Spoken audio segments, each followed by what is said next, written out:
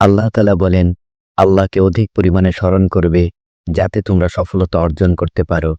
সূরা আনফাল আয়াত ৪৫। আসসালামু আলাইকুম প্রিয় ভিউয়ার্স, আশা করি সকলে খুব ভালো আছেন। আপনাদের দোয়া ও ভালোবাসা নিয়ে শুরু করছি আরও একটি নতুন ভিডিও পরিক্রমায় আজকে আমাদের আলোচনার বিষয় জিকির ও নেক আমল আল্লাহর কাছে প্রিয় করে তোলে। আলোচনায় আছি আমি সৈয়দ সুলাইমান সিদ্দিক। জিকির শব্দের অর্থ কোনো কিছু স্মরণ করা, বর্ণনা করা, মনে রাখা বা মনে করা ইত্যাদি। জিকরুল্লাহ বলতে আল্লাহকে স্মরণ করা, আল্লাহর কথা বর্ণনা করা, আল্লাহকে মনে রাখা বোঝায়। পবিত্র কোরআনে বেশি বেশি আল্লাহর জিকির করতে বলা হয়েছে, অন্য কোনো ইবাদত সম্পর্কে এমন কথা বলা হয়নি। আল্লাহর জিকির মানুষকে সব ধরনের গুনাহ থেকে রক্ষা করে। এ মর্মে আল্লাহ তাআলা বলেন, আল্লাহকে অধিক পরিমাণে স্মরণ করবে যাতে তোমরা সফলতা অর্জন করো। সূরা আনফাল আয়াত ৪৫।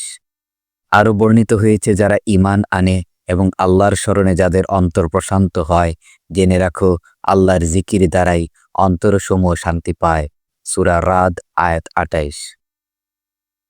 আল্লাহর স্মরণ মানুষকে একেবারে আল্লাহর নিকটবর্তী করে। মানুষ আল্লাহকে বেশি বেশি স্মরণ করলে আল্লাহ তাআলা তাকে কল্যাণ দান করেন এবং নিজের পক্ষ থেকে উত্তম প্রতিদান দান করেন।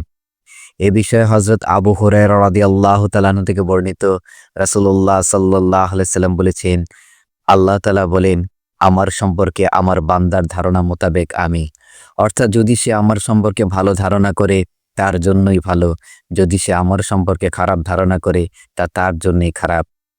আমি তার সাথে থাকি যখন সে আমাকে স্মরণ করে, যদি সে আমাকে তার অন্তরে স্মরণ করে আমি তাকে আমার অন্তরে স্মরণ করি, যদি সে আমাকে মজলিসে স্মরণ করে আমি তাকে তাদের চেয়ে উত্তম মজলিসে স্মরণ করি, যদি সে আমার দিকে এক বিগত অগ্রসর হয় আমি তার দিকে এক হাত অগ্রসর হই, যদি সে আমার কাছে এক হাত অগ্রসর হয় আমি তার কাছে এক বাহু অগ্রসর হই, যদি সে আমার নিকট হেঁটে হেঁটে আসে আমি তার নিকট দ্রুত যাই।